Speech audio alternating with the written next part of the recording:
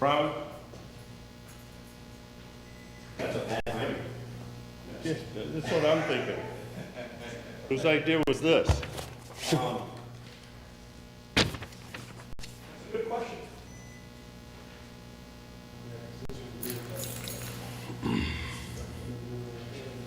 Did you get hold of Dave? I called him, he didn't answer. He's running 5 minutes late. The mic said no. How many we got? We need one more, we have a quorum, right? We'll be here.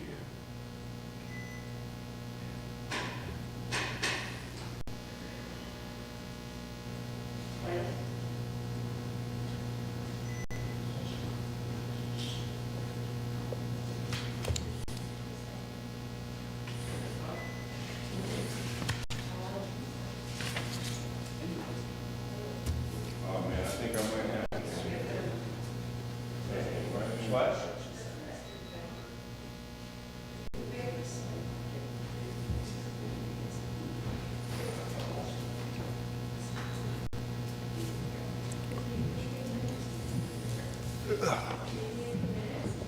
Huh? That would be awesome. Can you? Huh? Who's that? Huh? Yeah, come on. You gonna do the minutes? That's awesome. You got the sign-in sheet? I do. It's over at Dave's. Waiting on Dave. Don't have a form yet. Sign your life away. Don't read it. That's right. Come on.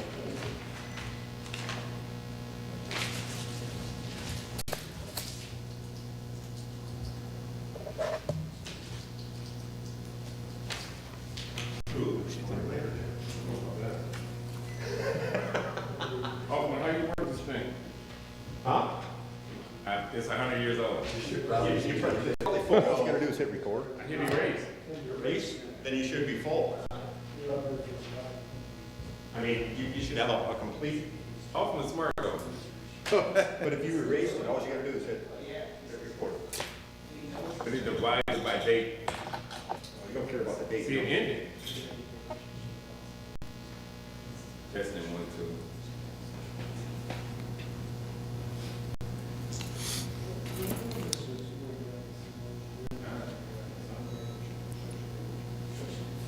I got a minute taker.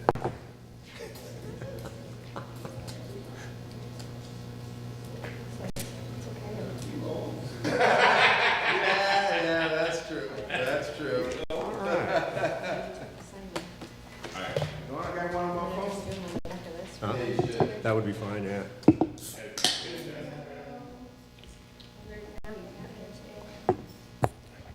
Actually, this one. There, it's on your desk, David. Hey. And there is a sign-in sheet. Now.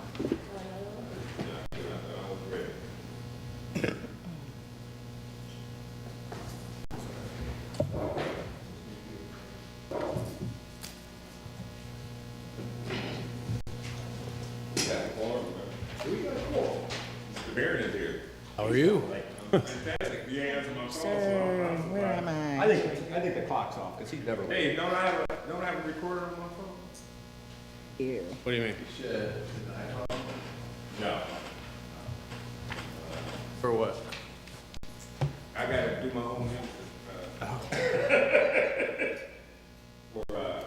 Thursday? Yep.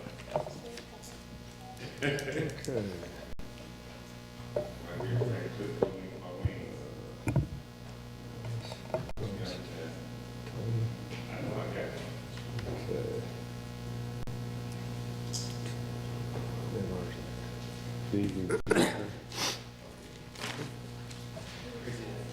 Yeah, me too.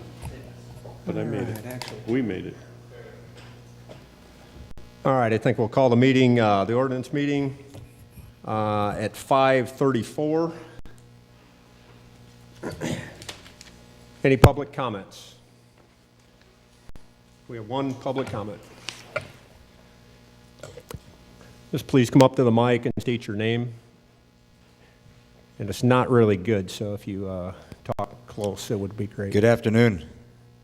I'm here to comment on the discussion regarding the pop-up tents for Lifeline and phones and tablets. So I seen that was going to be a discussion today. I'm a master dealer with Access Wireless, and I wanted to talk about how we can service the community of Kankakee with this product and what we need to do in order to be in ordinance with the city and to make sure that we follow the process and procedures that are recommended for us. So I'm just here to discuss that today. Okay, thank you. State your name, please. I didn't hear that part. Yes, it's Ibrahim Nubani. I also go by Abe, so you can call me Abe for short. Nice to meet everybody. As some of you might understand, this is a program that is subsidized by the government, by the Federal Communications. Affordable Connectivity Program is the official name of the program that offers tablets with free internets to low-income individuals or households. This way they can stay connected to the internet, which sprouted from Lifeline, which has been around since 1985 and was extended to the cell phones when Bush was in office. And Lifeline is a program that offers free cell phones with free phone service to those families or individuals that are deemed low income. Over the past couple weeks, there's been some Lifeline agents that have been around Kankakee. From what I've heard, they've held themselves pretty unprofessionally. And I'm here to find a way that we can continue to do business in Kankakee and make sure it's done professionally and make sure it's in accordance to however the village of Kankakee would prefer it to be. And that's simply why I'm here today. I don't know if this is something that we would discuss right now, but I'm open to any questions about the program.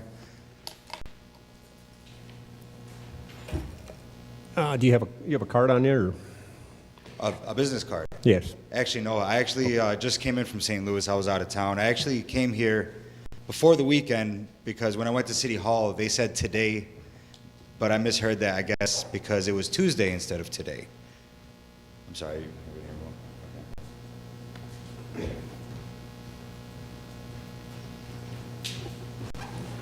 Thank you, Mr. Markzak. Okay. Is there any questions for me in regards to the program? The reason why I can answer some of these is because I've been doing Lifeline since 2015. So I'm from the industry, and I've seen that this was a topic of discussion. Generally, during the public comment, there really isn't a question and answer, but if it's a committee's wish, when we do get to the pop-up tent discussion and the free tablets and stuff, if it's a committee's wish, then we could, go ahead and open the question and answer up, and I think that might give us a little insight. I don't think that would be a problem, but it's up to the committee. Absolutely. So I just want to comment on some of the examples of how we can operate professionally. First and foremost, every agent should have a badge while they're out marketing these products. Also, no sign should be spray painted on. That was one of the issues that came about. And also, we can have a dress attire with the company's logo so that we know, and we can have a process to verify who is marketing this product and making sure that the community is happy with the way they maintain their professionalism with the community. And yeah, I just wanted to comment on that and just to find a way that we can possibly make this, because I understand that it was one of the topics here to decide whether or not this will be allowed in the community moving forward. So I kind of wanted to just introduce myself and comment on how we can make this something that can benefit the community and be done in a professional manner that Kankakee is happy with. Thank you. Thank you. If you stick around for the... Oh, okay. Okay, roll call. Alderman Barron. Here. Alderwoman Marshall. Absent. Alderman Tully. Here. Alderwoman Noble. Here. Alderman Cobbs. Present. Alderwoman Lewis. Here. Alderman Marzak. Present.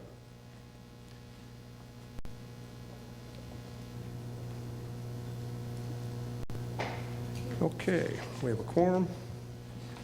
Also in attendance is Chief Passwater and Deputy Chief Kidwell, Deputy Chief Hyde, and Mike Hoffman. Moving on to old business. Crime-free housing update. Alderman Barron, would you like to update us on this if you could? Sure, I'd be happy to. Thank you, Mr. Chairman. Over the past month, had a couple of conversations within the administration and various officials about the prospect of crime-free housing. And I hope that, Chief, you'd be willing to speak to it a bit, but we did have a conversation, the chief, myself, the mayor, as well as two individuals with the city who attended a seminar on crime-free housing, where they went, learned more information about the program, which was led by the official crime-free housing coordinator in Palatine. They've apparently got a very good program going, and the chief can speak more to it, but she is at least offered to come to a meeting of the city with officials so that they could explain exactly how it works from their perspective, be able to answer our questions. So, Chief, do you want to comment on that? Yeah, so I think at the June meeting, they're gonna try to set it up so that she'll come in and she can speak and put together, show her the program, what they're doing in Palatine. She also is like the statewide coordinator for it, so the crime-free housing program is like a trademark association. That if you accept their program, you kind of do the entire program. We can piecemeal in if we want to do what we want to do and then eventually join the organization. We have two officers, well, one officer, Johnny Wicks, went to the training. They're trainers now, so they can train in the organization. We do put together the program, but she'll be able to come here on that date, at least talk through it, see how it works and what's the benefits of it, what could be the cons of it, working through it. But I do think it could be pretty beneficial to us. What is the date of that next meeting?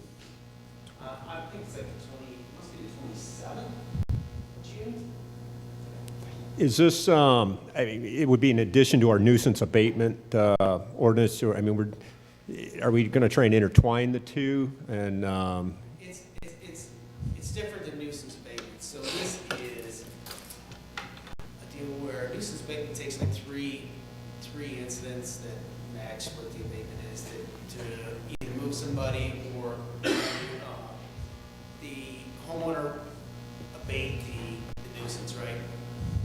With this program, it can be one incident that they can make some changes to the homeowner's supposed to make changes to the residents or remove the residents or have them, make some abatement program, whatever they can to eliminate the nuisance too. So it starts a lot quicker, it's easier.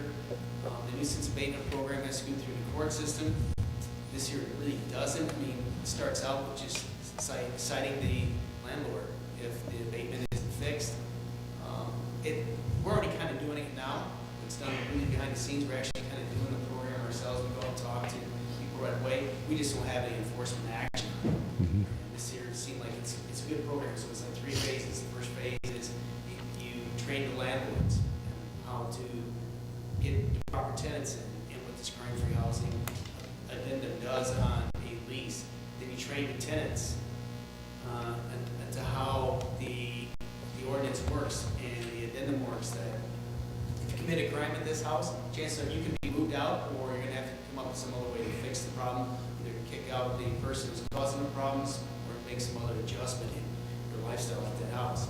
And the third phase is just there's an assessment of the property done by, it'd probably be done by code to make sure that the property's up to meet the requirements for safety. So, make sure there's proper lighting, stuff like that on the property, make sure the property is safe so it can fit into the ordinance. I remember a reference to Rantoul, Illinois, with this crime-free housing, and you know, I went to their website, and if you just go to the City of Rantoul website, they do have, you know, the crime-free housing link to there. So, you know, that give you a good overview of what, you know, what kind of program talking about. Just a note, if have you heard back from the leader in Palatine? So they're gonna set it up, hopefully, but I haven't heard back, they got the meeting set up. If she can attend, then my hope would be to try to get some additional alder people here to understand the program. I mean, this would really be a chance to ask as many questions and go into this in an educated way, and then eventually open it up to other interested parties, landlords, Right. other residents of the community, do a little bit more so that we can get their feedback before we actually vote on anything, let alone, you know, vote on anything, but even put together some legislation. So that would be kind of my hope for doing this. You know, we have some other thoughts about what we could do to make things easier for landlords. You know, it does involve this potential seminar, which interesting, I spoke with Barbie about this in ECDA. They have some materials where they were already talking about doing some landlord training that has a lot to do with what this is. Ways to determine, you know, good tenants, ways to learn the eviction process, and various things. So, you know, that would be a department that we invite to that meeting in next month. Code as well, because they're wrapped up in all of this too. But then, you know, take it to interested parties, put some language together, and then eventually have a discussion about whether we want to adopt this, whether in part or the whole thing. But, you know, I think at first we would benefit from having that education moment.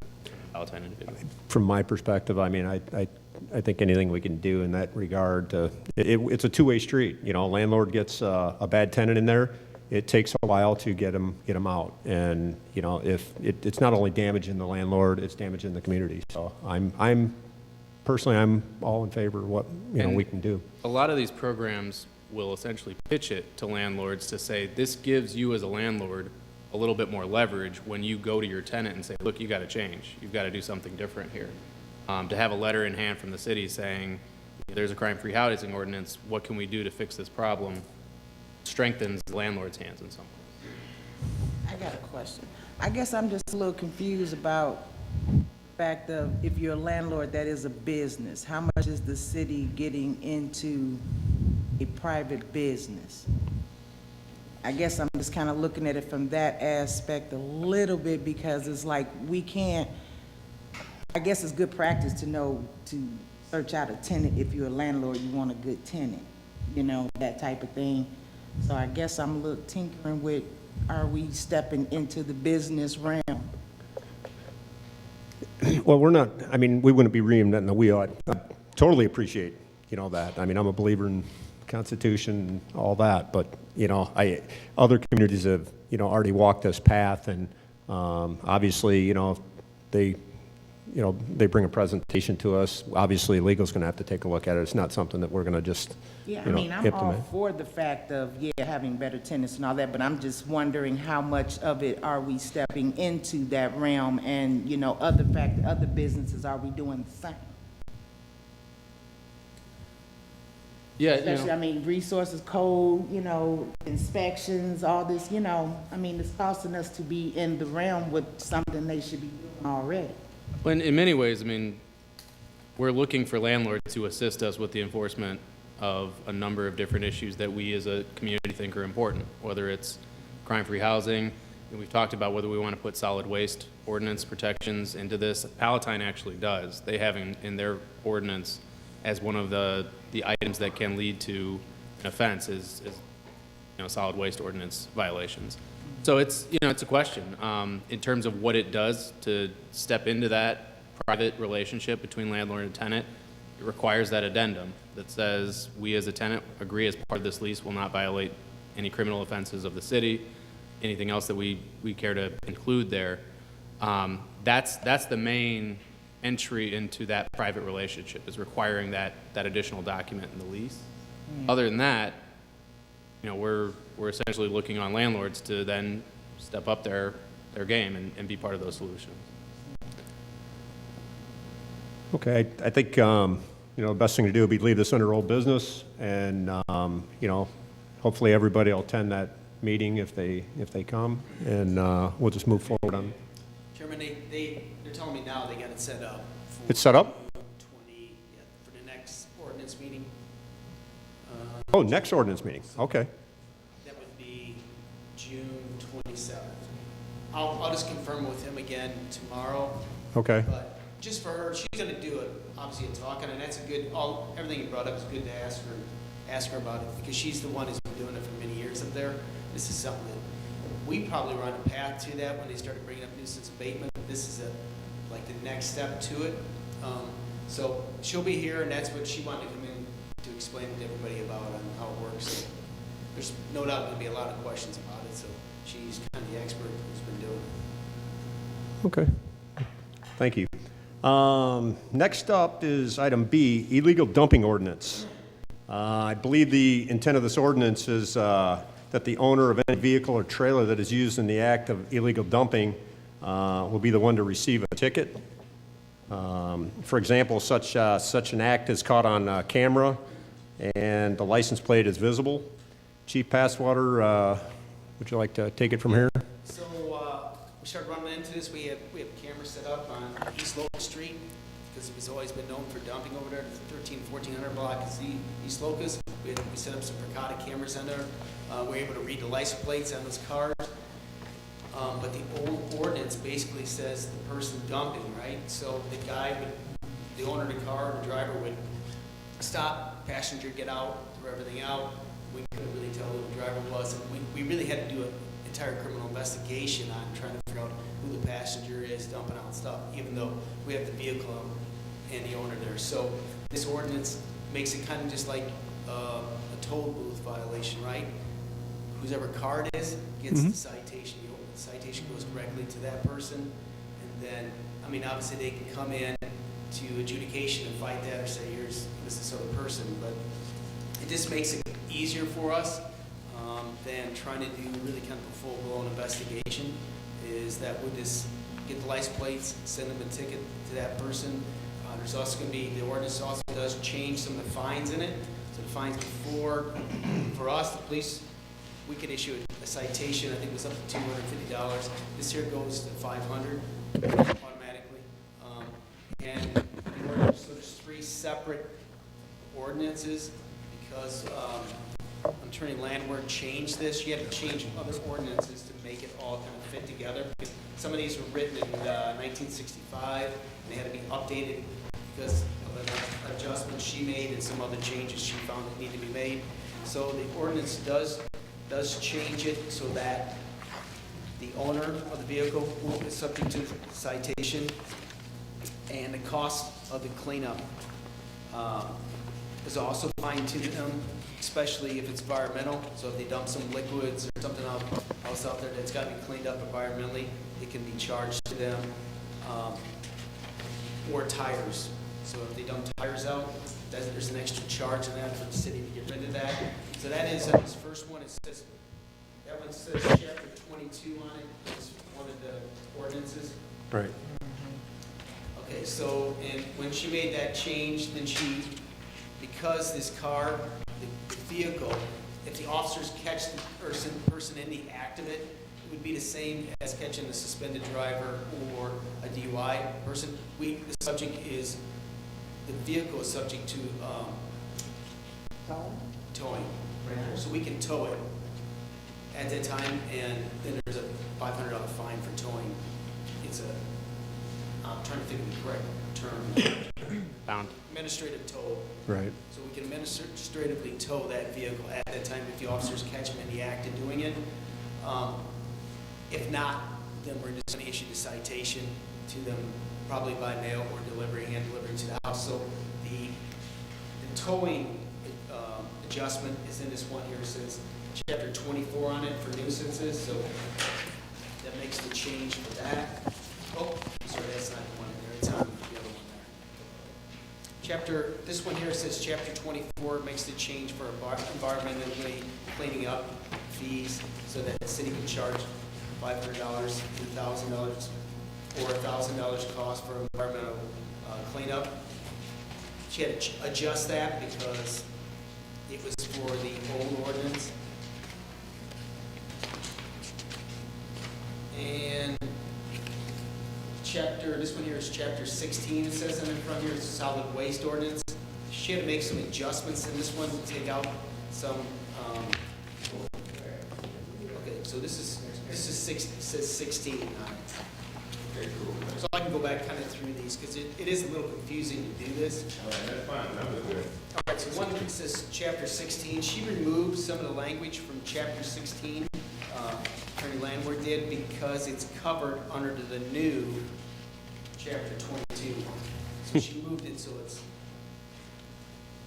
from chapter 16 to chapter 22 to really combine them both to make it a little bit easier for them to obviously go to adjudication, and so that the code department and the police department are really writing under the same ordinance. There's a littering ordinance, a dumping ordinance, and it's really kind of combined better now. And then, I'm sorry, chapter 24, this one here is where it talks about, that's the change due to environmental cleanup. So when she changed it in chapter 22, that you're responsible for environmental cleanup, she had to change it in this one here, chapter 24.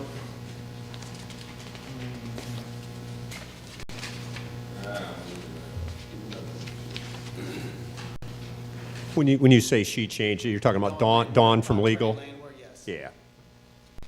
So legal's gone through every bit of this. Legal read through it. Some of the stuff is probably supposed to be changed many years ago. She was just, when she read through it, she updated some of the ordinances to make sure they comply with really what we're doing, and that they refer to each other correctly. And then chapter 22, that is the first one I started with. That is the one where the actual changes have been made in the littering and dumping ordinance. And because of those changes, the other two ordinances had to be adjusted. But these two are the ones that actually are the changes made for the actual act of dumping and littering from a motor vehicle. And it just talks about what the costs are. The costs have changed to $500, and the cleanup fees.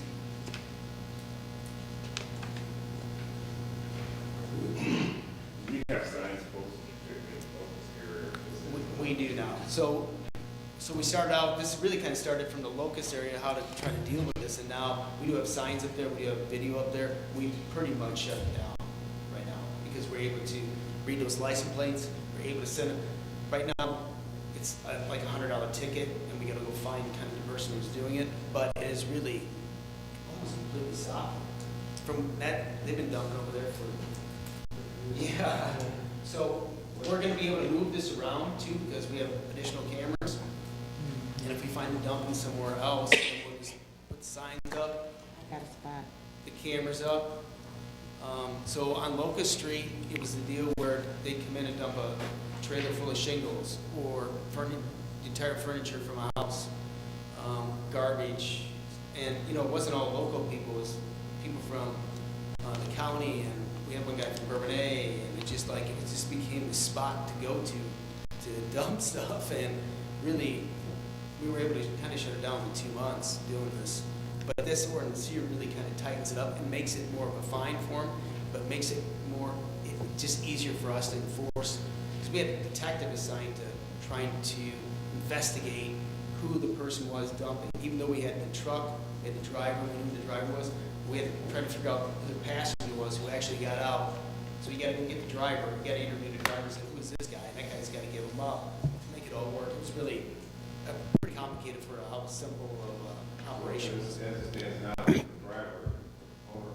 Excuse me. Please use your mics. I listened to the code meeting all the way down to Georgia, and I honestly could not hear anything. Okay, so Chief, so the car owner would be fined. Is Yep. that clear enough? Okay. The car owner gets the citation, and he can come in adjudication with court and appeal that, or say, here's the guy who's really driving the car, but they are responsible for their car being used doing the dumping. Well, littering anywhere in the city of Kankakee is illegal, even if it's a McDonald's bag, correct? Yeah, so we can write another ordinance for that. It's city ordinance. there's less of an ordinance if you throw a cup out or something, right? Okay. We can write a state ticket, not the $500, not the towing, but if you throw a cup out of your window at McDonald's, it is the $500. So, you know, you can write the state. So are you saying there's not an ordinance presently on? Yes, there is. There is?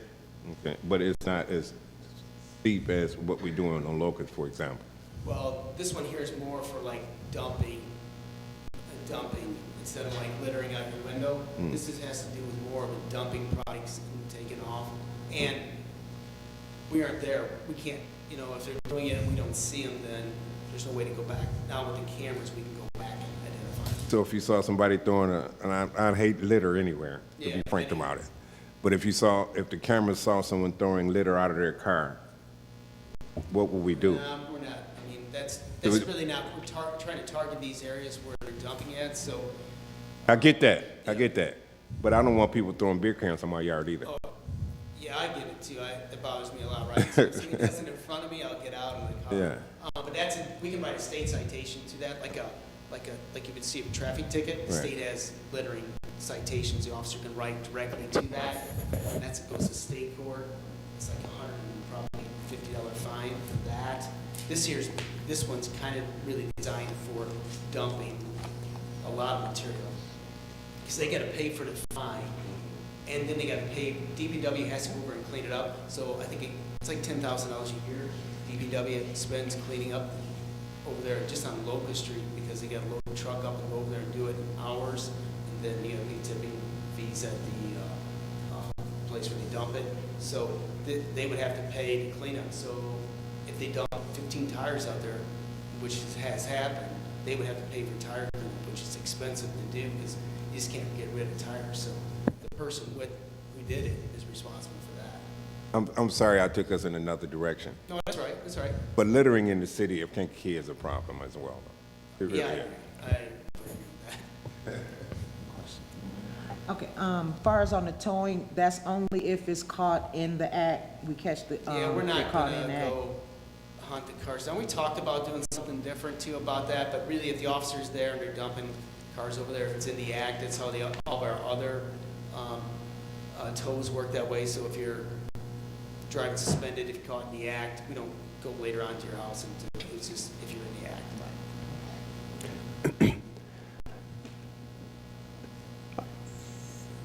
In my opinion, it's gone through legal. They've gone through it with a fine-tooth comb. Everybody knows we got a dumping problem. It don't matter what side of town it's on. I personally would like to see, this get forwarded to all the aldermen and, go before the city council. I entertain a motion that we pass it along to the next city council. Mr. Chairman, I would like to read it. Would you like to wait? Yeah. Yeah. Okay. I'd also, is there any way to distinguish sort of simple littering versus dumping? I mean, I know that that's not the intent, but I don't know if we want to even authorize the impound of a car for, dropping a cup outside of the car. I think that's only the dumping. Well, but that dumping is defined as littering in this ordinance. And yeah, I think we could. She would have no problem doing that.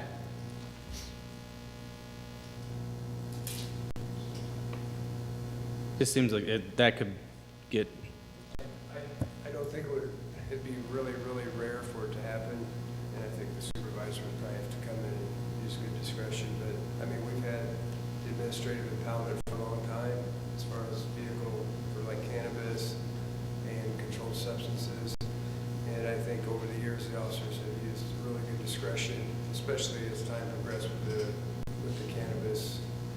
We rarely do it anymore unless it's a serious problem. So, I mean, obviously on the suspended drivers, we still do a lot of administrative tows, but that's in large part the majority.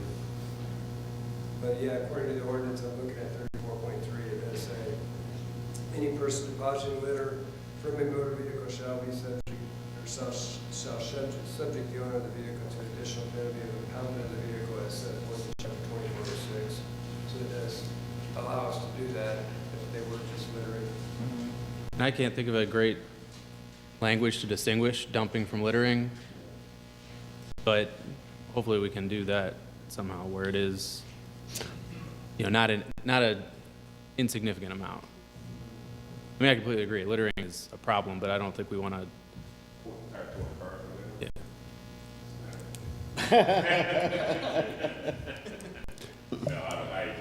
Well, Yeah, that's not the intent of the ordinance. So the intent is obviously people dumping large materials in a substantial amount, not somebody throwing a cup out the window.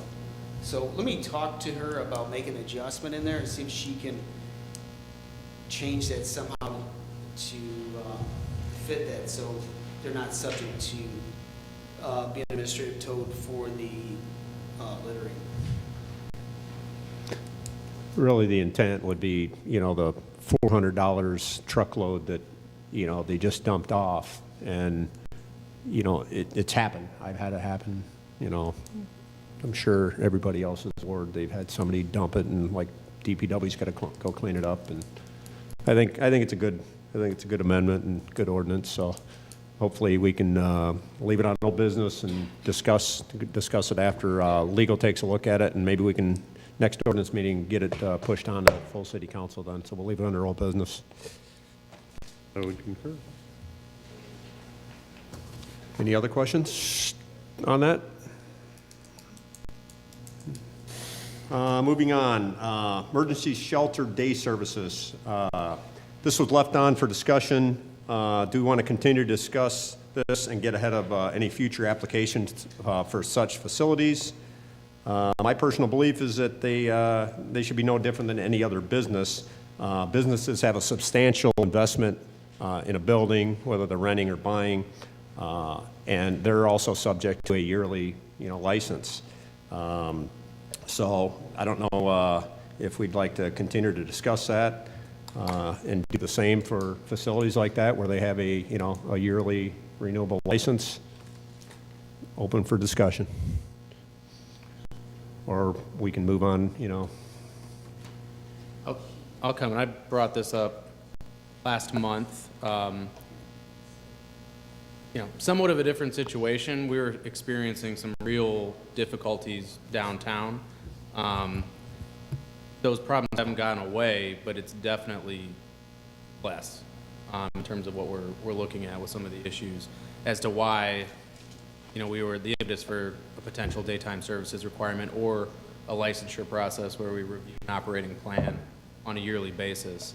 But getting out in front of this, I think these issues are going to continue to happen. So whether we want to keep discussions going or if we want to see how things go this summer, that's another option, or doing too much. But another question, Mike, I'm glad you're here, is if we did some sort of review of an operating plan, is it better to do that through zoning, or should we look at that more through licensing? That basis. Do you have any thoughts on that? Because that's one, I know in operational use of a building might not always pertain to zoning issues. It doesn't, but before you approve the conditional use, you would want some idea that they're going to operate it well, right? So it's almost like both. You'd want to see it at the zoning process to make sure they've got a good handle on how they're going to operate. You want it through the licensing process to make sure they're performing as they said they were going to perform. So it's a little of both, I think. Will it negatively impact their ability? Well, the issue that was raised previously is that it would impact their ability to get financing for a project. If there is an annual licensing requirement that looks at an operational plan, is that? Well, I don't think so. If you're requiring them to give you an operating plan to begin with when they get approval, and they can't get funding until they get approval anyway, right? So if you outline in that operating plan what their standards are, all they got to be doing is meeting the standards they said they're going to be doing, so that shouldn't impact their financing. Mm-hmm. I think it's worthwhile. I mean, I think it is that distinct of a business that there are some externalities that we need to take into account where doing something different like an annual review of the operating plan would make sense.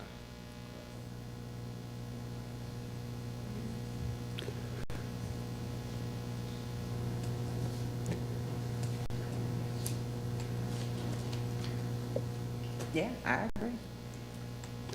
So do we just want to go ahead and keep it on, under old business and, or, I think I would. Who do we want to hear from on it, or what else do we need to determine? well, what makes- ironically, I was in court today during doing an eviction, and there was much discussion about people being put on the street, and I was enlightened by a program that does pretty much everything that I had mentioned before. They don't just house people. They give them 90 days, and they teach them life skills, they teach them budgeting, they teach them everything, and it's a successful program. And I have it here, but I have not had a chance to look at it. But it seems to be what our county needs, not just Kankakee, our county. They do not house them forever. They literally put them in a program where they can get back into a working environment, their own housing.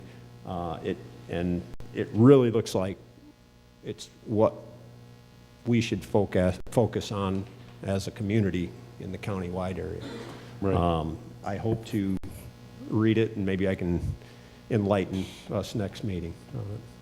But it seems to be a successful program. And, you know, like I say, you know, you can give somebody a place to sleep, but if there's no other option after that, you're always going to be having to give them a place to sleep. We'll run out of room. Chairman, are you saying that there's an existing program that you're aware of that's interested in coming to the city of Kankakee or the county of Kankakee? I'm sorry, I can't hear you. I said, did you say that there is an existing program that is interested in coming to the city of Kankakee or the county of Kankakee? No, this is an existing program that, like I say, this is just this morning. It's called Hillcrest Transitional Housing. Hillcrest.org. But in short, you know, it's in Kansas City, Missouri. It's a regional leader in solving homelessness. And let's see. It has proven method to move individuals and families from homelessness to self-sufficiency. Hillcrest serves over 1,020 children, individuals, and family each year through its 5 residential sites. And I'm just saying that it looks to be a good program. They got a 90-day adult family program. Looks like you apply for that, and they give you traditional housing. They got a coordinated entry access. I don't know what that is. Rapid rehousing service. So obviously, if somebody becomes homeless, I assume that's an immediate need, and they try and place them. They got a youth transitional program. So I'm going to do my research. This is just like something that happened today, and I think this is more of what, you know, we need to solve the issues versus just provide housing for people. Like I said, I've spoken with Barbie a little bit about some of the things we're going to be doing in community development. One of them is to talk about the possibility of doing a more comprehensive housing plan that covers sort of all elements of housing, all the way from the emergency shelter piece, which that seems to be getting the most attention right now. But the transitional housing that you mentioned, that's a huge component too.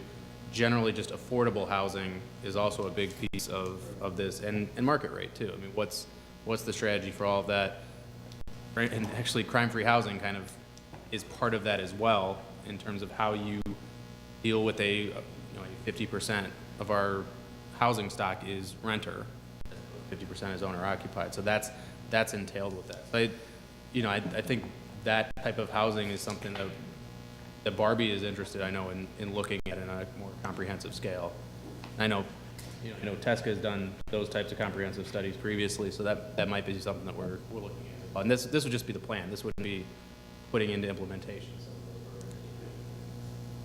Along with that, I did meet a lady that said she's been trying to do something similar to this, and the judge was going to yell at me because if I took her court reporter and she goes into this, then she was going to be mad at me.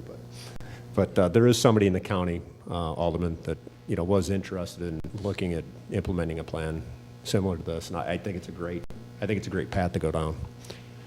Not for us to go down, but somebody to go down. So, all right, I think we'll keep that on, you know, shelter discussion. Yep. You know, we need to look at either licensing or, you know, as far as conditional use. I'm not sure. To me, I think a license would be a lot easier than them coming back to the planning board every year doing a conditional. What I'm thinking is that the planning board would review the original operating plan. Okay. As part of the conditional use. After that was done, it'd be done with their process and it'd just be licensing. Right. Okay. So in other words, we would be looking at a license, correct? You know, for like a shelter, it'd be an annual license. I mean, And do you make that for transitional housing too? Right. it's, you know, it's just like the rentals, you know, you have a 2-year rental license. You know, maybe it could be a 2-year, you know, rental license just along with that. And if they're not in compliance, then, you know, you move forward. But I think it's worthy of discussion before, you know, it becomes an issue. And we don't have anything in place. Okay, moving on. Number 4, new business. Fireworks tents and brick and mortar locations. I'm going to go ahead and defer to Chief Hyde, Deputy Chief Hyde. I don't know all the information on this, so Chief LaRoche asked me to fill in for it. So but I know the plan is right now that he doesn't want any fireworks in any kind of tent. He wants it to be a brick and mortar store, and also that they'll only sell the novelty style of fireworks. And without knowing the exact definition, I know that novelty fireworks are basically like sparklers, smoke bombs, you know, pop rock, stuff like that. Basically anything that doesn't go boom. Those are the novelty style of fireworks. He's looking at possibly in the future for the brick and mortar stores, maybe to upgrade them to allow them to, I believe they're called consumer level fireworks, which are a little bit more than the novelty style, but we still don't want any kind of heavy explosives or any kinds of major fireworks. We don't want things that have projectiles, because we have had numerous fires as a result of fireworks. Every year around 4th of July, we have numerous fires, numerous nuisance fires, and we've also had several structure fires as a result. So with putting restrictions on who can sell fireworks within the city, that gives us a little bit more control on the sale of them. Correct me if I'm wrong, boom is illegal in Illinois, isn't it? There's some boom that I believe Some are legal. There's certain, once again, I'm not the expert in that side of it. I can get back to you on that, but Not supposed to report to, right? What was that again? Not a report, which is a boom, you're not supposed to do that, but I don't know how you classify it anyway, so. Well, the thing is, you know, I just want to make sure that no one's selling fireworks that are not legal in the state of Illinois. Well, certainly nothing that we, because the state fire marshal has to go through any firework distributor as well. But that's the other issue with some of the tents is they can get inspected and then bring in inventory that we're unaware of. You know, brick and mortar stores aren't going to be able to. We inspect the brick and mortar stores. We're familiar with the brick and mortar stores. If people are putting these tents up on the 57 interchange, we don't know what they have in there.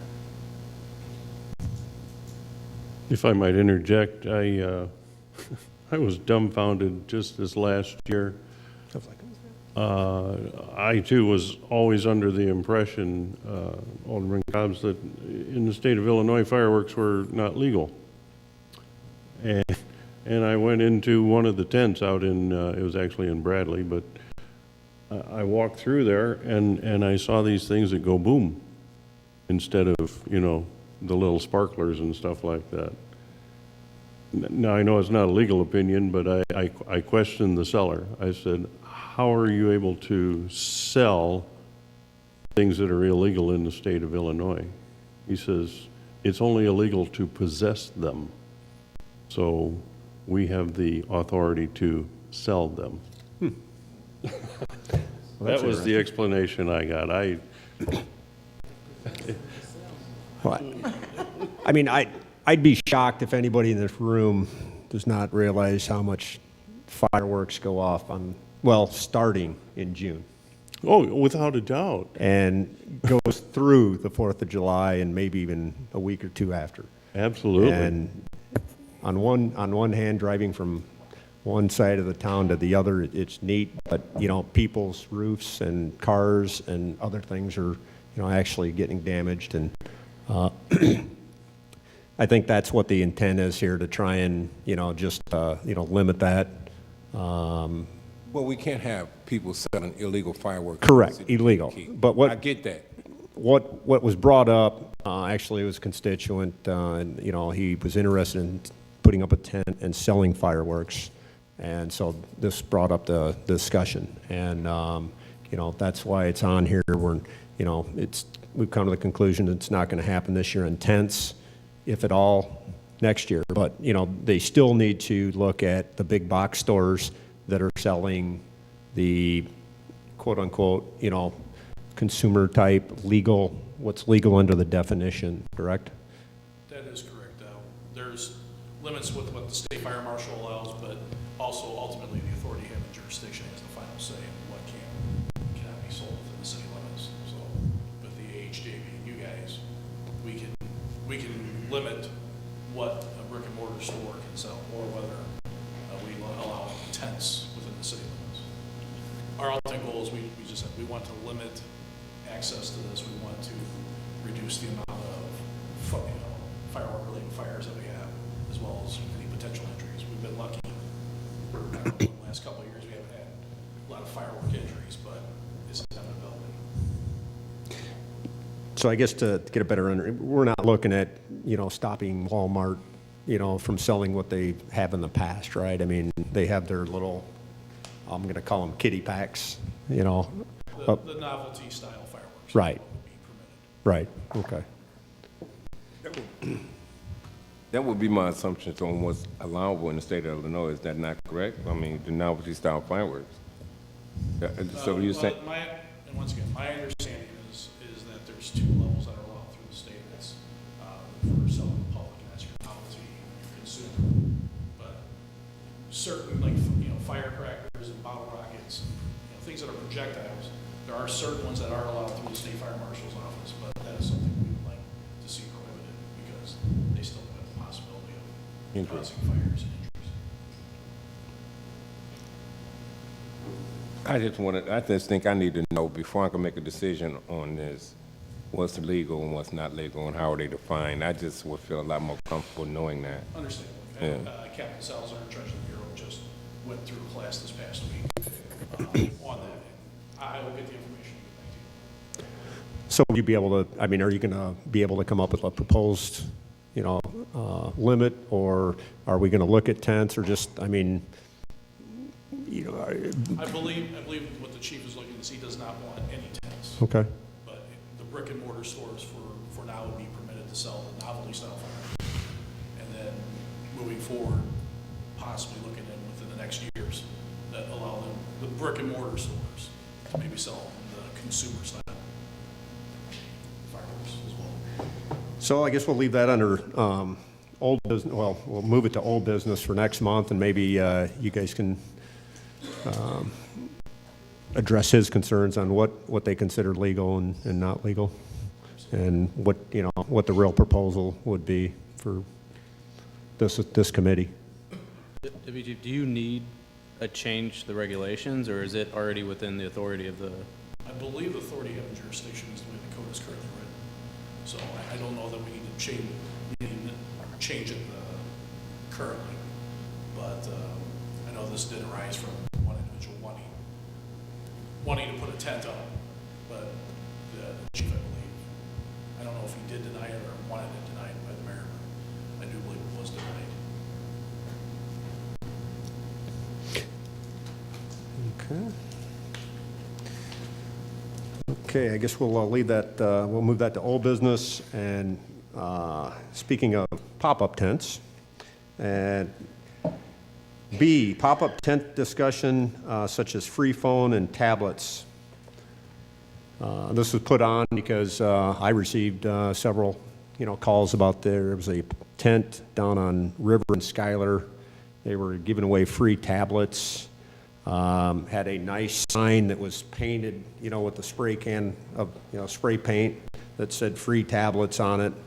And basically, it's a concern because people are looking at the free stuff and going, oh, what do I got to do to get my free tablet? And people are offering their driver's license and, maybe even their social security number or, whatnot. I think we need to have something in place where we need to know who these vendors are.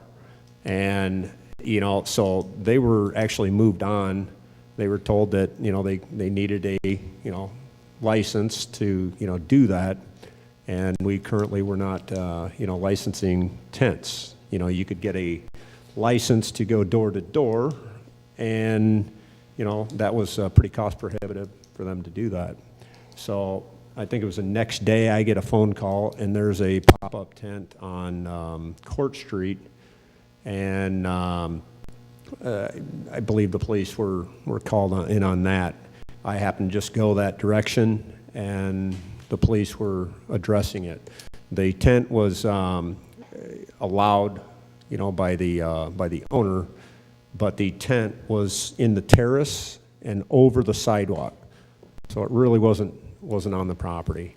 I believe the individual was ticketed, cited, and that's why we need a discussion on the pop-up tents. We can't have residents just, it's a bad world out there. We can't have residents just freely giving information that, possibly could be used, in negative ways. So open it up for discussion. I would like to know how it works. I would like to know how it works, what's involved, how do they just set up and where they go to come here, that type of thing. I can talk a little bit about it because we deal with it every year. It's, Chief Password. and I don't know, I haven't met this gentleman before, but really they come in and hit us 2 or 3 days really hard. And a lot of times they set up across from the employment office.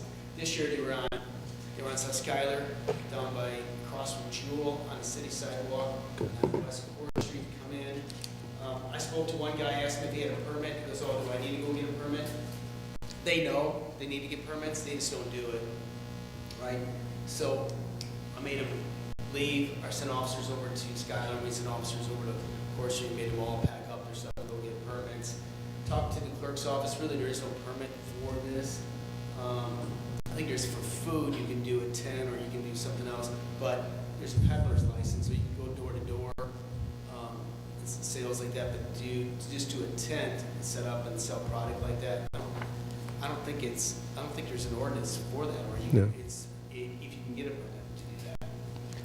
So that's one of the things that the clerk told me, that right now I don't think there's a way to get that set up, that kind of sale set up. The other thing is they have to be on private property.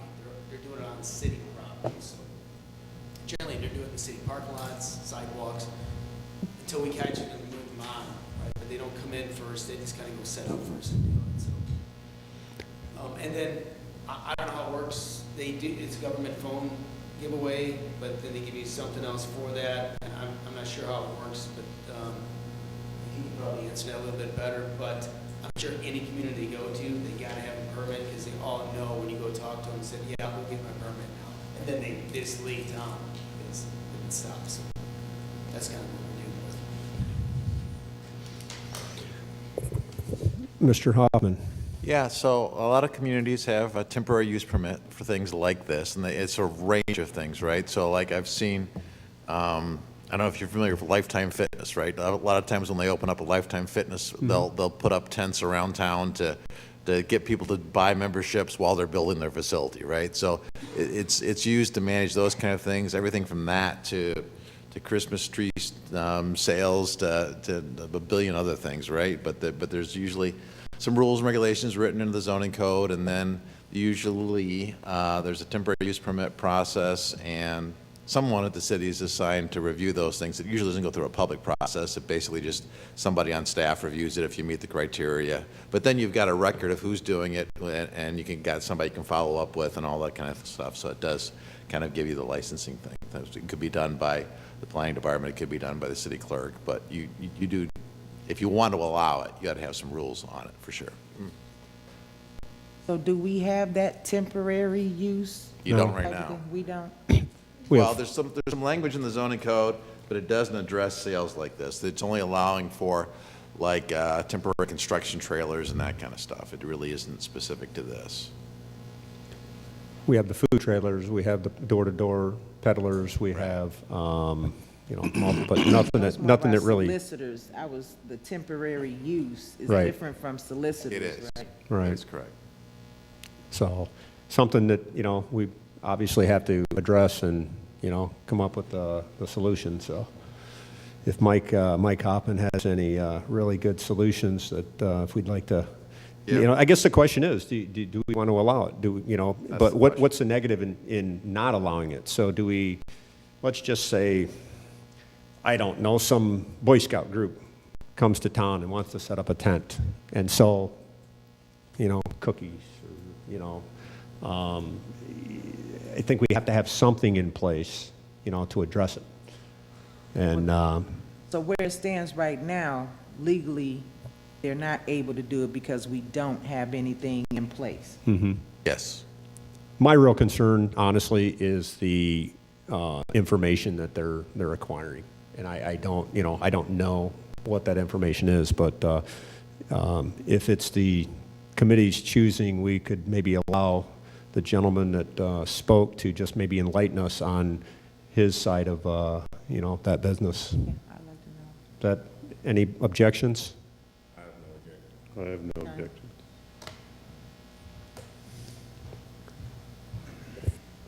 Good afternoon, everyone. Thank you for having me here. I could take any questions so far about the program. I know, I believe Ms. Carmen Lewis had a question. Yeah, how does it work? Explain it to me if I was coming to you.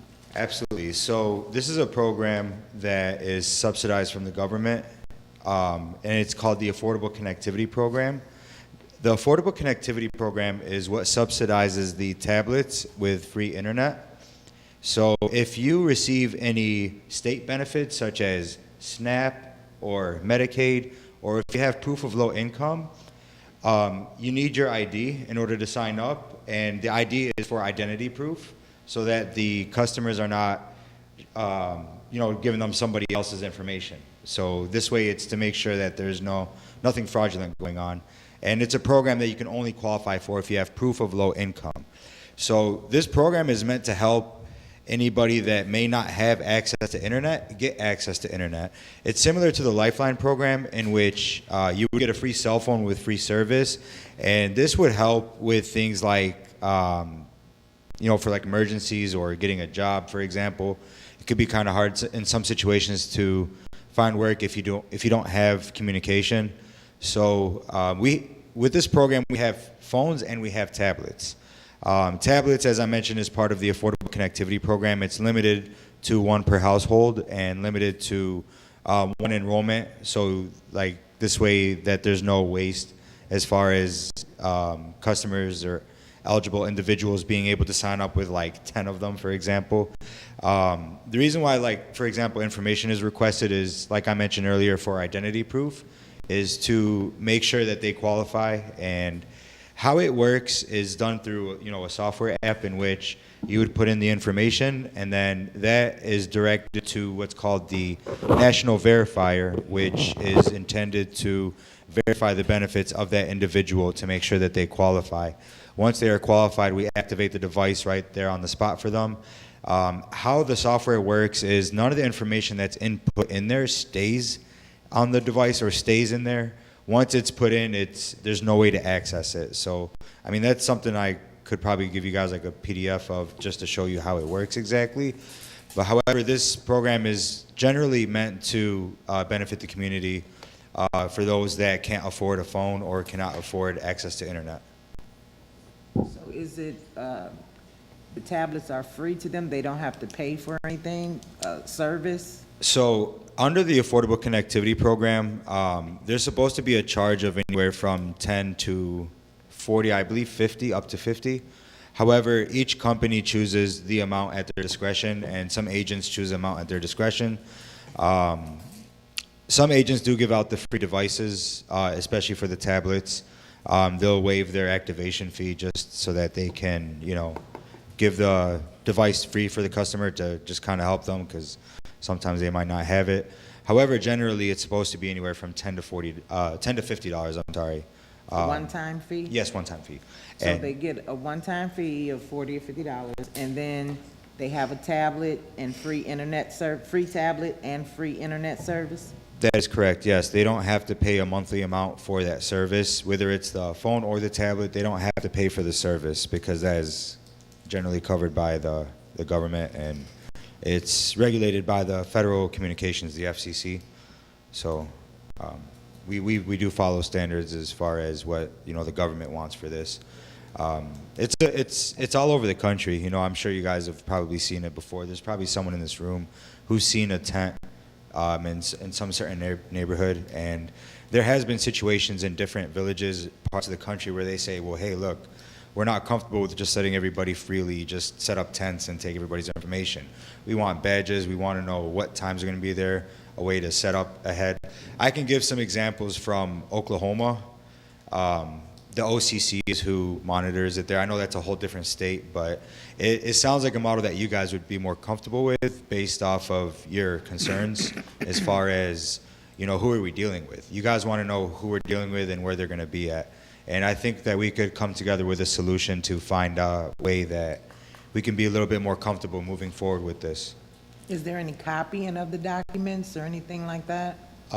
Yeah, I'm sure there is. I can provide some examples if, I have emails, maybe I can send over No, I some. was meaning of the people that come to you. Do you copy their documents, their information or anything like that? So, this is how it works. The reason why we need the ID is because it has to be, IDs cannot be uploaded. They want to make sure that the customer is actually there. So this way we're not taking information virtually. That's a way for us to make sure that agents are not committing fraud and using people's information. The ID has to be right there on the spot. It cannot be uploaded. The only option is to take a picture of the ID, and we take that on what's called a PVT sheet, which also is another way to prove that the ID is right there, that they didn't just take a picture of it or take a picture of a picture. They want to make sure that the ID is actually there to make sure that the customer is there. And even in some situations, for example, if someone has a temporary ID, they have to hold it and have a picture taken to make sure that they are actually there signing up for that device. Hey, are you familiar with the Personal Information Protection Act? Yes. Okay. How do you ensure that the privacy regulations are being followed and that just don't get into the wrong hands? So our software is already created to protect that information. For example, as I mentioned earlier, after you're putting the information in, there's no way even for us to go back and access that information ever again. But somebody gets it. I mean, there'd be no reason for you to have my driver's license or my information. So we also do background checks for every agent, that would be working with the program to make sure that they don't have any criminal history, and there's a pretty strict process with that. If there's anything even related to anything fraudulent, they'll never be able to work with this program. So we tend to screen out people and make sure that we're bringing the right people to service the communities. And, I guess what your concern is how do we know that they won't just maybe write down their information? You're taking a picture of their driver's license that has their address, their, basically everything about them. Yeah, so that does not stay in our gallery. Like, for example, it's called the CGM Enrollment Compliance Platform. So in this platform, when you do take a picture of the license as well, it does not stay in the gallery of the phone, and there's no way to go back and access it. So once it's in there, it's only for the auditors to review, and there's no way for us to actually have access to that once it's put in. And we have these concerns a lot, even with the community. Yes. And sometimes these are things that our agents will even show and explain to the community so that they're at ease, because if the community suspects something, then we have to explain ourselves, or the agents have to explain themselves and show them how it works, I guess. So what other documentation, if I came to you at your tent right now, you would ask me for my driver's license, right? I would ask you for your driver's license, and I would also ask for the last 4 digits of your social security number. So we don't require the full social, it's just the last 4, and that is just simply for identity proof for the customer. You say you go in other communities and do this as well? Absolutely, yeah. So is it a regular package? Were you in charge of these tents that popped up in the city? Are you responsible or somewhere related? Not all of them. I was aware that there were other carriers out here and that there were other agents. So I heard that there were some people that weren't really handling themselves professionally. And so who's in charge of them? Who tells them to come out here and put up tents? so these are independent contractors. However, every independent contractor that you see does have a supervisor. There could be people that are from out of state even coming here to do this program. But you're here because you are aware of the situation and you're speaking to the program, correct? Yeah, and of course I want to be able to do business in Kankakee as well, but only in a way in which Kankakee will allow us to do business. And I want to work together with the city to make sure that we're doing this in a way that everybody's comfortable with. Well, let me just express my concern is that we want to know who you are and why are you here. If you come to, and put up a tent across the street from my house, I'm going to have some concerns if you're not identifying yourself, particularly by coming through the city. It just amazes me that people come addressing the most vulnerable with no documentation. That's just shocking. And if there's a business that's doing that, then I think there needs to be some corrections in the procedure. Would you agree? I would absolutely agree. I think we need to take steps to make sure that we can track every vendor that's doing the free phones or tablets in Kankakee. One idea I have is to make sure that every agent has a badge. Now, if you guys see an agent and they don't have a badge, or they're not following the protocols that Kankakee has laid down for us, then this would be the first step to make sure that we're weeding out any of these out-of-towners that might be doing things that aren't 100% legitimate. And this way we can track and know who's working, and anything that might happen, it can all be traced back. And we're not looking for really just, the whole 2-3 days in town and then getting out of town. We want to be able to be long-term, at least for the next couple years, and find a way that it can be acceptable and can be tracked down as well. My first idea is badges. My second idea would be to have a check-in system in which an agent has to take a picture of themselves with, let's just say, for example, the tent. And so this way that you'll know who's where at what time every day. So there's no surprises. I mean, that sounds fantastic. But they didn't do that. And you seem more experienced in this. I don't know where the disconnect is. So as I mentioned, not everybody that came here was under my supervision. They might have worked for a competitor or another company. So I can't really speak for them. And I'm here because I want to do business in Kankakee. I'm actually from Chicago, so it's like not too far. And I do have the gentleman that was ticketed was actually someone that worked with me at Adams Food Mart, and he did explain to me the situation, and I did tell him, well, technically you cannot be on the sidewalk because that's the city's property, and you would need a permit for that. However, whenever I did come inquire about a permit to City Hall, they mentioned to me actually, hey, you know what? We're not really allowing this right now, so there is an ordinance meeting, and that's kind of what brought me here today. So I'm here to figure out how we can do this and what would be needed. I can absolutely offer suggestions for other counties that I've been in that had more strict policies. So that's pretty much what I'm here for. I'd like to work together with everybody to make sure that this is done in a way that is happy with everyone. I'm just curious, you say he's from Chicago, so how do you guys go about picking where do you go? Because Chicago is a big area, I'm sure with a lot of deserving people of your product, so how do you end up here? So, so Chicago is pretty saturated at this moment. There's a lot of competitors there. So the reason why we go a little bit outside of Chicago is to find where the communities are underserved, for example. We usually look at saturation percentages, and we see that there's a lot of people in Kankakee that qualify for this and can use it. I know that people have came and gone in Kankakee, but I haven't seen anything like consistently. I don't see anybody consistently serving this community. So we kind of just seen that empty gap and wanted to help fill that. Okay, so the business model can pick where other business people of the same type of thing are at? Well, so usually whenever you see tents that didn't inquire about a permit, usually they'll be on a business owner's property in which they have like permission from the business owner. And, you know, that's something I was curious about too, on how exactly that would work, because like I mentioned, I do have a friend, Adams Food Mart, who does work with me in this program, and he was ticketed because he was on the sidewalk. So like, let's say for example, there is no permit and it's just a business owner, for example, right?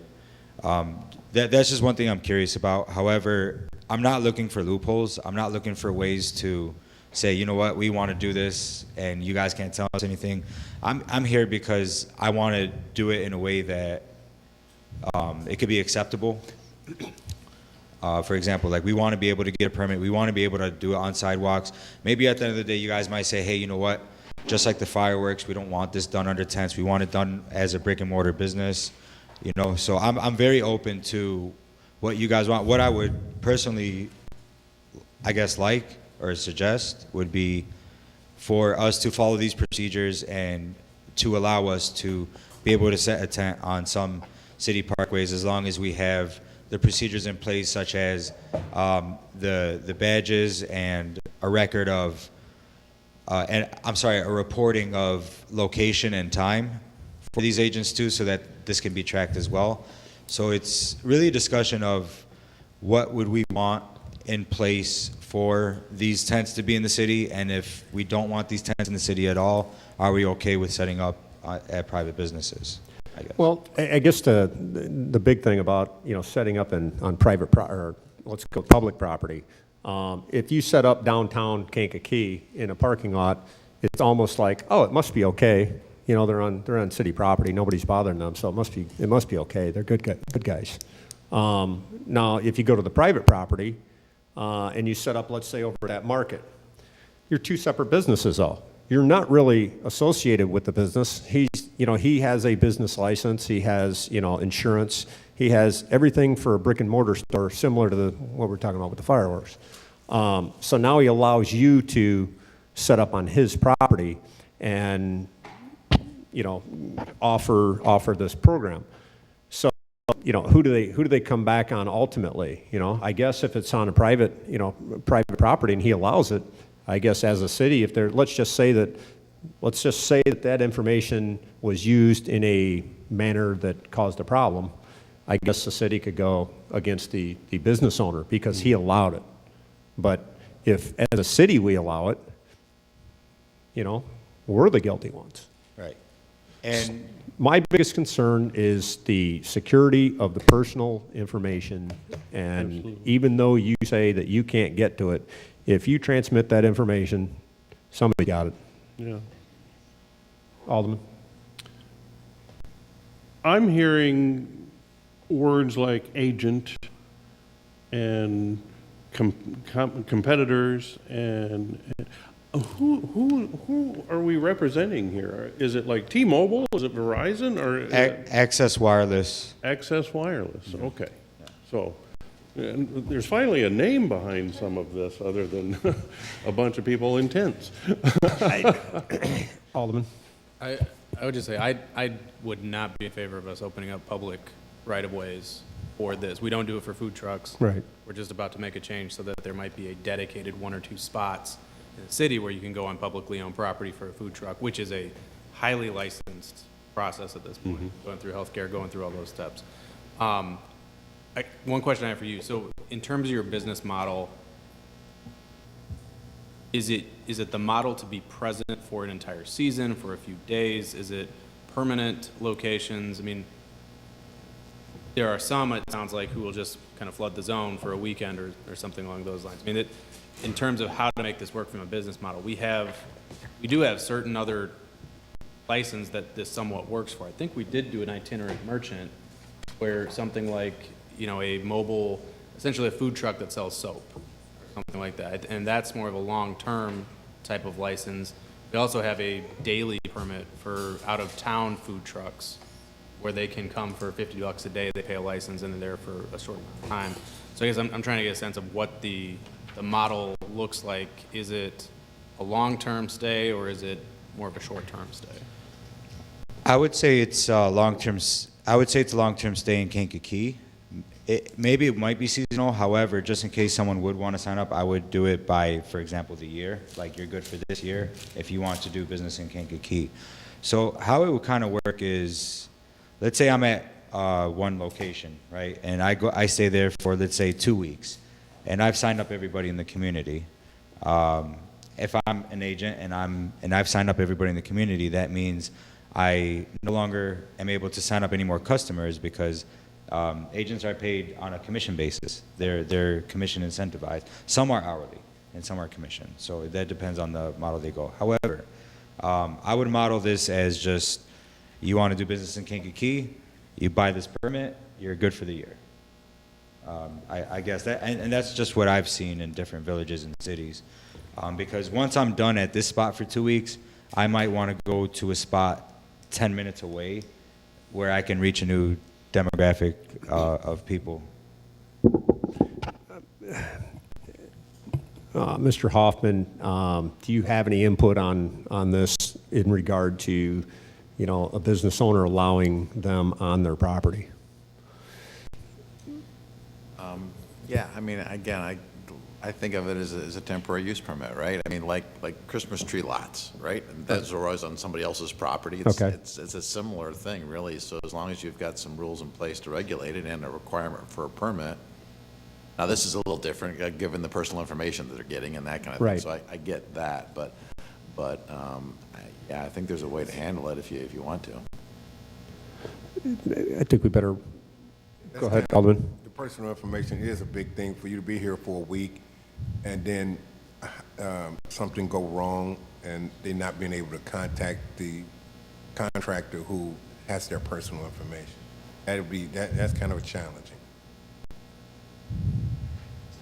So who do they call if they have a problem? Me. You just set up tents and without permission. I'm just saying.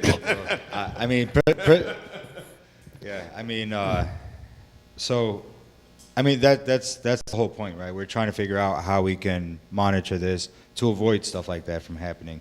So someone has to be held accountable. Someone needs to be reached out to if we run into an issue like that, for example. And I'm here to have us try to figure out exactly how. With a database of the agent and the location, and I would see that that's pretty much the way, because you'll be able to track back, okay, what day did you go there? And this way we'll know what agent was there, what location it was at. So this way we have somebody to maybe, I guess, hold responsible in the event something like that would happen. Mike, I could say Mike, I'm the only Yes. Mike.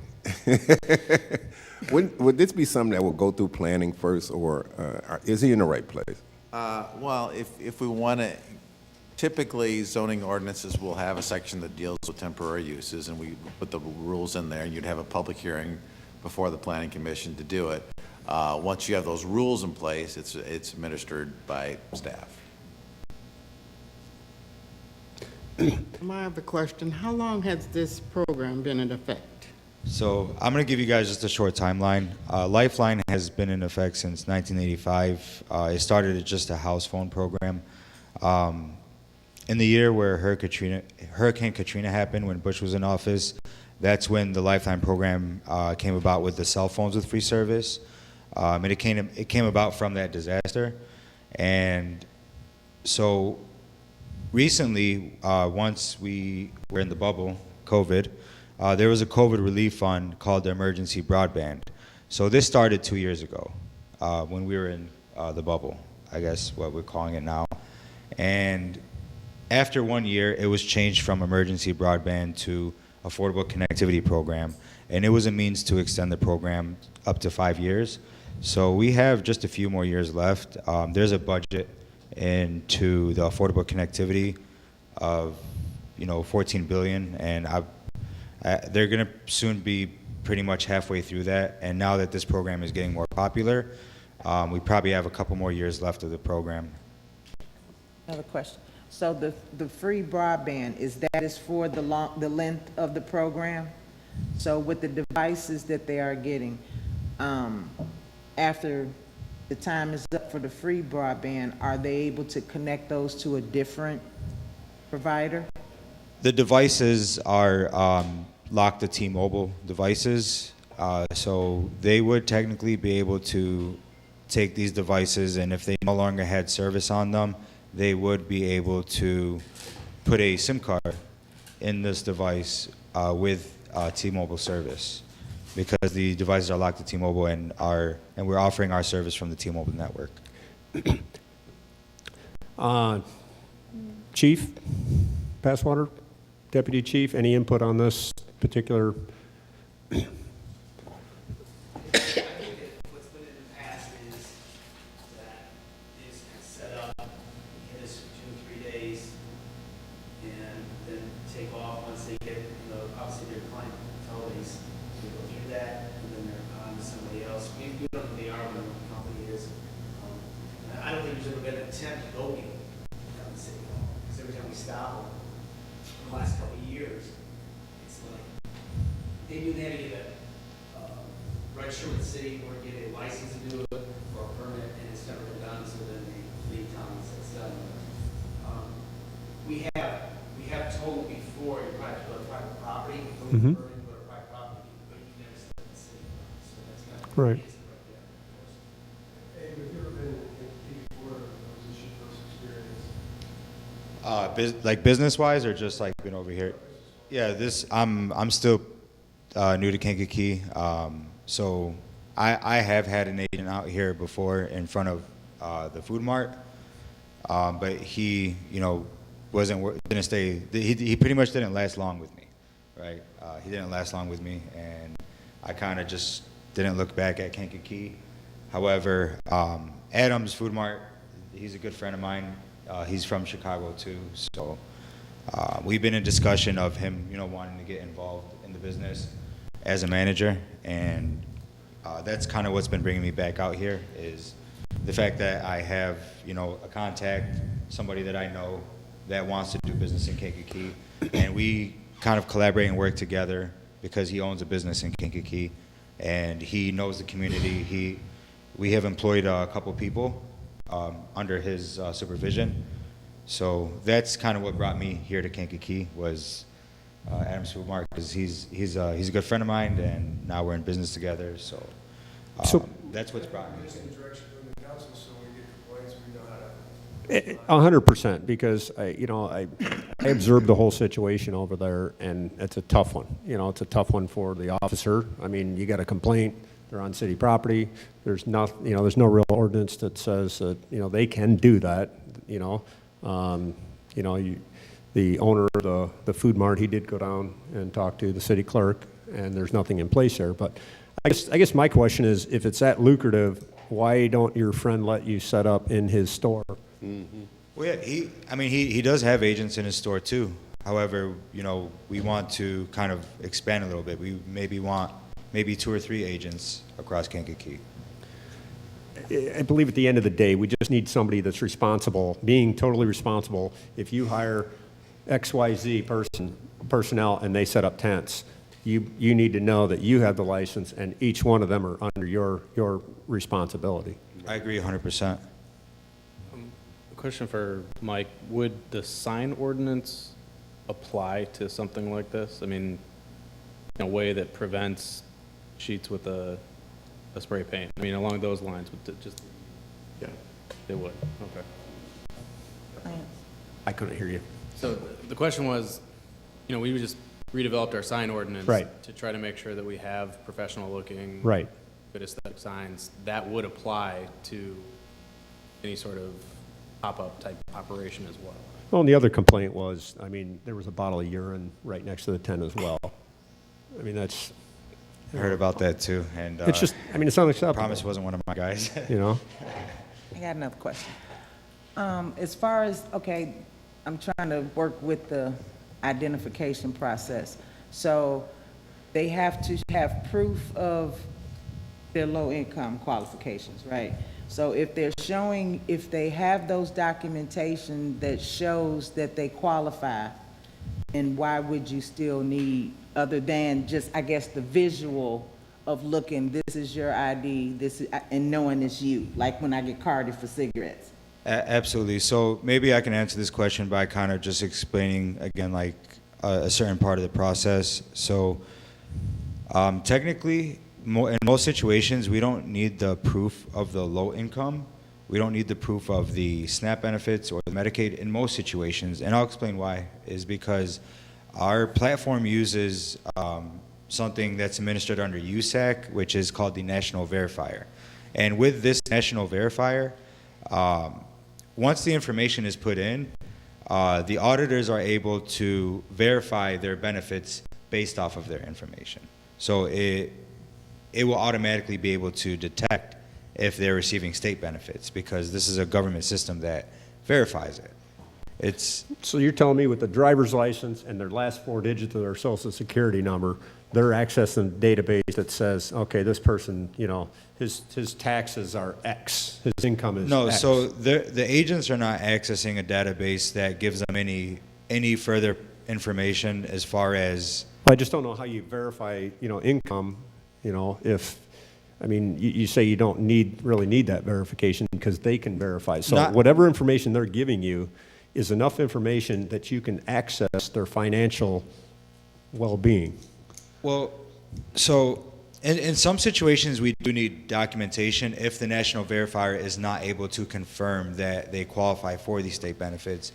In those situations, they would have to either get a printout from the public aid office of their proof of benefits. However, it would be much easier if I'm able to show you exactly how it works, because it's first started through a compliance platform. Enrollment compliance platform is what it's called, where the information is put in, and then once that information is put in, then we have to wait for what's called the NAV to verify and audit, which these are people that are employed by the NAV, which is, employed by, and is monitored by the Federal Communications, by the FCC. So all of this stuff right here is already monitored by the government. So this is, something that the government will catch if there's any type of illegal activities going on from the presented information, and they'll get caught like that and they'll get in trouble.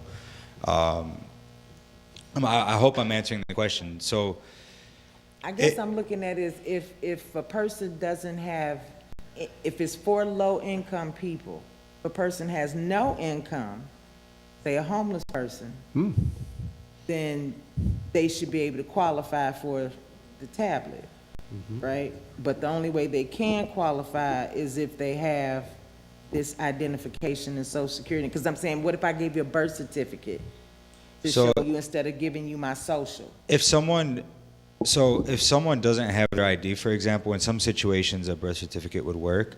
The last 4 social is what's required just from the very beginning. It's name, address, date of birth, last 4 social.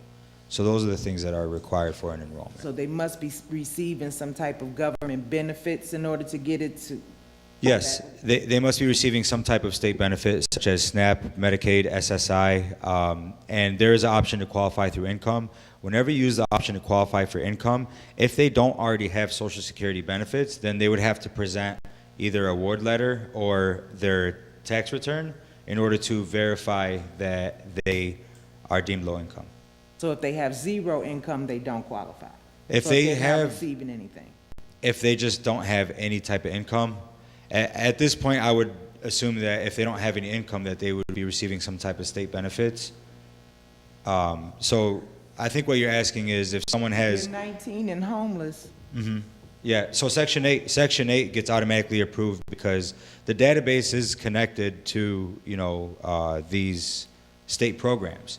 So that's the point of the national verifier. It's not for agents to look up, it's something that's automatically looked up on the back end that agents don't see in the background. So Section 8 is one of the qualifying programs. Is there an And- age restriction on this? I'm sorry? Is there an age restriction? Yeah, so for someone to sign up, they must be 18 or over. However, if somebody has a dependent that they're able to provide like proof of benefits for, then they can get qualified based off of having a dependent that qualifies. but still, that 19-year-old homeless person with zero income would not qualify? Well, no, I mean, so at that point, there would have to be some type of proof provided for that. For example, either one of the state benefits, right? So someone in a situation like this, if they're 19 and homeless, they definitely need state benefits. They need qualify. everything. Yeah, and they don't get it. And this is a great question. I actually like the challenge here. Yeah, if they don't receive any type of state benefits and they have no documentation whatsoever, this is a good point. mean, they may have a there would be license. no way to verify it. But I'm saying, they may have a license and they may Mm-hmm. have a social security number, but they just don't have any income. So they don't qualify for the state benefits, they don't have any kids. So the way the program works is like obviously to prevent like any type of like fraud. There would have to be some type of proof. That's just how it works, unfortunately. And we do run into situations like that, and it's upsetting where they don't have any documentation. They don't have anything. No, but my guy does have it, but he just doesn't receive any benefits from the government. So he would not qualify. So he has proof of income, or No, he doesn't have any income. He has a social security number, but he doesn't have a job. He doesn't Is he have homeless? kids to He's got a get- driver's to license. qualify. He got a yeah. driver's So license. that wouldn't be sufficient enough because there would need to be some type of proof. And these aren't things that I control. These are things that are controlled by the government, of course. But he would be low income, wouldn't he? Oh, no, absolutely, 100%. There would just need to be some type of, Unfortunately, I think we've extended the amount of time on this, at least at this point. We do have to move on here because we're approaching limits. It is, it's after 7. I'm sorry. What's that? Your recorder's out? So I appreciate you giving a better insight. Is it the council's wish that we revisit this in a shorter time fashion, the next meeting? Could you provide us with some more specific details and guidelines and exactly what your, company does and provides and what's needed and what documents, Okay. I mean, if we're, Suggest you go through planning and present the necessary documents, have a public hearing. Mike? Yeah, that's fine. My card, if you got some examples and stuff, show me some examples.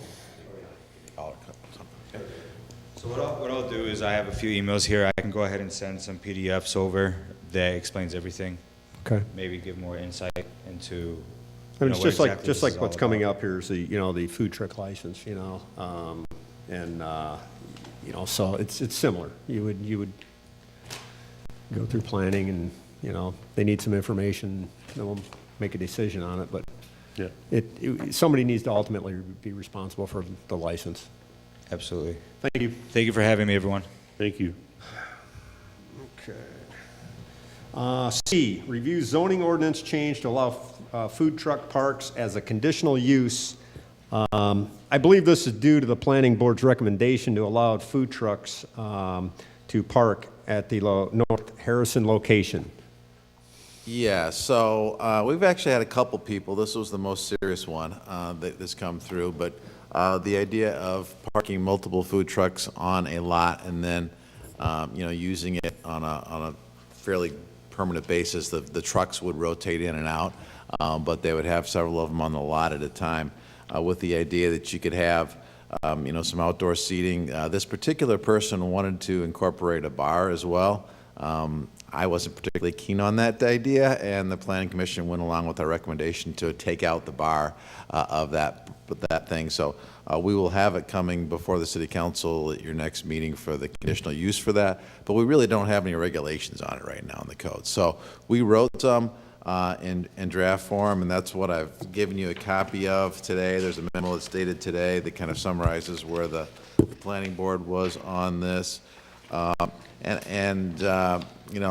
Planning Board reviewed this, had a few comments, nothing significant here.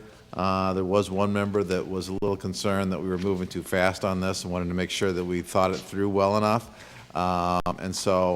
Before taking it to the council, I wanted to bring it before this committee so you guys could take a look at it. The idea here would be this would be situations where you would have, the way we would define it here, 2 or more trucks. Maybe it should be 3 or more trucks. We can talk about that.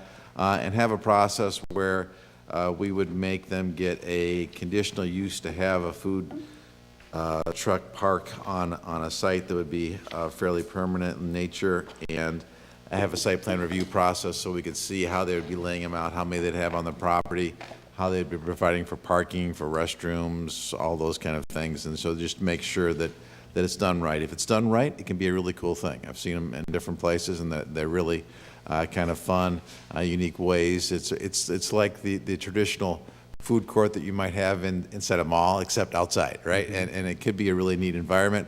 On the other hand, you could do a really crummy job with this, right? You could put it on a gravel lot and people would be tripping and falling. The particular lot that this gentleman is talking about is in pretty rough condition right now. So if that lot wasn't improved in a way that made it safe, I think it could be a problem.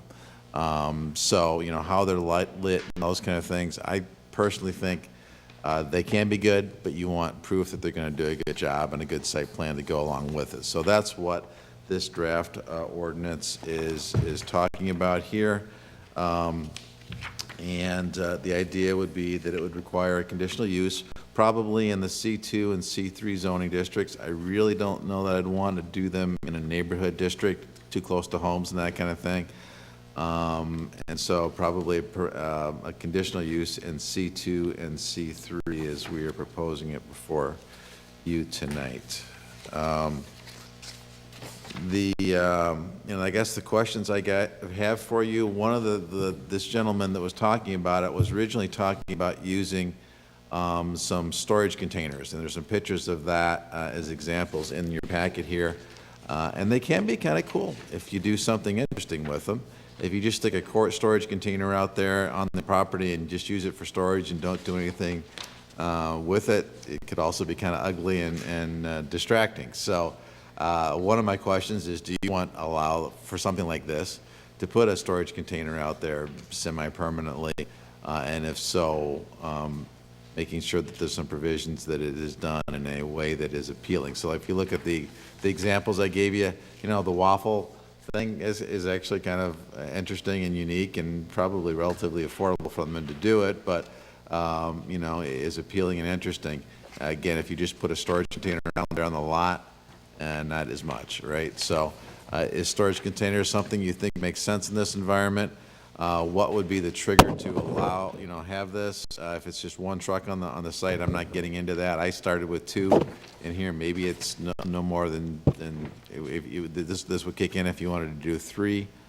I'm open to modifications and changes to it, but I think that if we're going to allow it, we ought to have it, listed in our code and have some rules and regulations, and this was the first draft of that.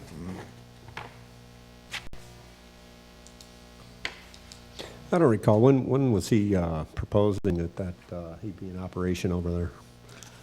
So he wanted to operate from 11 a.m. to 10 o'clock at night. No, I mean, what's his proposed start date for the food trucks? Well, he didn't really say time of year wise, right? He wants to get operating as soon as he can, but if you approve it the way we suggested you approve it, he's going to have to do some site improvements on that property before he can do it. So I would guess it would be several months before he could actually start operating there. So this particular document, it's not a rush. I mean, it's just something we can move, you know. It is something that you could continue to think about for a little bit. We do not have to move on this immediately. You know, he's going to be applying for his conditional use will be your next hearing, your next city council meeting. But these overall ordinance regulations, we have some time to work through. Yes. Is it council's wish here that we take some time to review this and put it back under old business on the next meeting, or? These regulations do not apply to that application because it's Correct. already. Right. We wrote separate conditions for his application. Okay, so this is just strictly for the storage units that he was talking about on the one side of the No, property? no. This is be for any future food courts that came Okay. before you. Okay.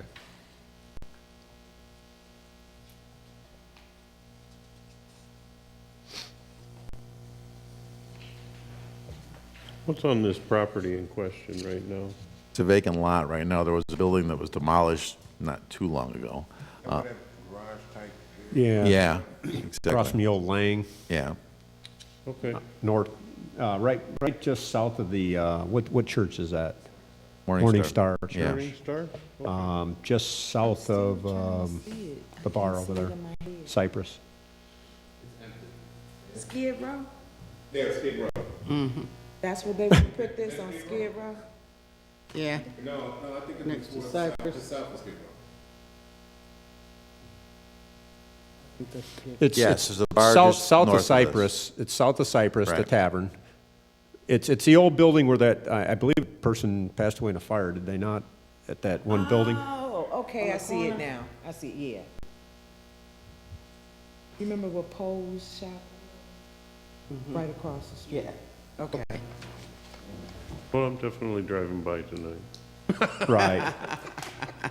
So I think, it's turning off. I'd say we keep this under old business. We can take a good look at it and maybe reach out to me if there's any questions, and I just have one question. Sure. Why not put it in C1? And I think, you know, If you do it as conditional use, you could still put it in C1 as a conditional use, and if it didn't make sense there, then maybe you take it out. So you could do that. I just, the proximity to homes makes me a little concerning, right? In terms of noise and sound and all those kind of things, which you could address through the site plan review process and make sure that it's reasonably buffered, so you could do it. But often the lots in the C1 district are kind of smaller and more constricted, and so I think there's a better chance of a problem in a C1 area than in C2 or C3. and I get the sound, I mean, if it's not there, it's loud. But some allow for electrical hookup. Could be a possibility. And, you know, that's the beauty of sort of food trucks in mind is sort of small operation that would be really interesting on River Street. the biggest thing would be the generators, you know, because, I mean, a lot of food trucks take significant power, you know, to power their equipment, and, you know, if you have 8 of them, 10 of them, but I think you could probably have if you wanted a C1, you could, if they're willing to provide electricity, you know, then obviously that would eliminate the noise problem. So, all good stuff. Okay, so take a look at it. If you got some comments, get back to me. We can incorporate those, and we'll put it on your next agenda. That's fine. Okay. All righty. So, moving on. We have D, review modifications to the R2 zoning district. This one's- I believe this is just a continuation of the zoning cleanup you've been working on throughout the city. It is it not? is. So when we did the Greenwood Avenue corridor plan, actually, we dug into the code a little bit.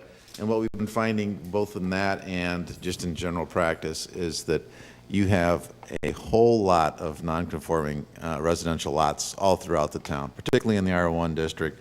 and it's a mess. So we're trying to figure out solutions that would address what is kind of built out there in the environment today and what would make sense going forward, so that we have not everything is completely non-conforming and those kind of things. And so what we're proposing is kind of a multi-part system here. We're proposing to modify the existing R1 district so that the setbacks and those kind of things are more consistent with the built environment of the older area of the community. And the easiest way to look at this is that a handout that you see that says goal on top of it, flip to the back page. There's a nice table that kind of summarizes everything, all right? I'm working off of that. So we're talking about modifying the language in the code for the existing R1 district. We're talking about creating an R1S district that is more for your lots that are on the edges of town, the newer lots in the community that typically are 7,500 square feet, and your existing setbacks in the code of the 30-foot front yard and the wider side yards and the deeper rear yards. Those work for those lots, and they make sense for the lots that are more on the periphery of town. Then you've got your R2 district, which had actually the same lot sizes that you had for R1, just allowed 2 units on that in that particular case. And for new development, those standards make sense. But what we've got is we've got lots of situations in town where, particularly on corner lots, they've broken those things up into 2 lots and built a house on each of those lots. And those lots are 4,000 square feet. It's smaller than we would normally allow. What your code says right now is those are just illegal. So if something happens to that house, you can't rebuild it, okay? And if you had a couple of those, I'd say, okay, sorry to the people that have that, but that's the way we want to clean up the lots and make it work. You've got hundreds of them in town, and I don't want to destroy that tax base in the community, that access to housing and those kind of things. So I'm trying to figure out a way to accommodate that. So what we're suggesting here is to modify the R2 district so that it's kind of this hybrid between single family and 2 family. So if you've got the bigger lot, you can put two units on it, and that's okay. Or if it gets split into 2 smaller lots, you could have 2 single-family homes, still the same density as the R2, but really adapt to the situation you have all over town where you've got these 2 lots that have already been platted and in most cases have 2 structures on them already. And right now are legal non-conforming, so if something happens to it or burns or something, you can't rebuild it. So that's what I'm trying to figure out an answer to. This is a start of that. I'm very open to any other ideas or suggestions that you have. I just want to clean up the code so that not everything in town is non-conforming and illegal, essentially. So that's the solution I'm trying to get to. Well, a good example, I don't know if everybody follows, the planning board, but, there was a house that burned down on River Street. I don't remember the exact address, but it burned down. There was pretty much nothing left of it, and the choice was he could tear it down and nobody could ever build on it again. Or they could go before the planning board, and because it's such a small lot, they could give him a variance on setbacks and such. And believe it or not, if you go down East River Street, it's on the right-hand side, and it's a really, really, really nice house. They allowed the setbacks to that lot, and I mean it's a really nice looking house. It is, but to do that, we had to grant, I think, 4 or 5 different variances from the code, right?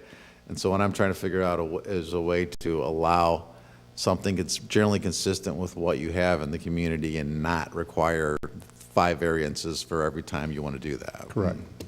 And my only concern, which was addressed at one point, over on, God, I think it was, I don't know, it was North Harrison, but, the roof lines. You have two houses, and right now the roof lines are about maybe 2 feet apart. So when one burns, good likelihood they both burn. And I believe that was addressed, that the setbacks would be such that in that case, they would not be able to be allowed to have that roof line, as close as it is now, but they would still be allowed to build on that lot in some fashion within the guidelines of what he's trying to do here. So my hat's off to him. He's been working on this for ever. And, we just did Washington Avenue did some on the Well, west that's a side. different thing of rezoning commercial properties that have been built with homes that are zoned commercial and they're legal non-conforming. That's Right. another thing we're trying to fix. Right. So Mike, to identify where these instances of the, Yeah, we've got them all mapped in GIS. I can show you. I got a whole PowerPoint, but I figured the meeting is kind of running long, so I didn't know that you wanted to get into I that do right now. apologize for that. you But would we've be able mapped 'em. to know exactly where the tiny lots are and just do a Yes. wholesale rezoning to R2 Yes. for those? Okay. Yes.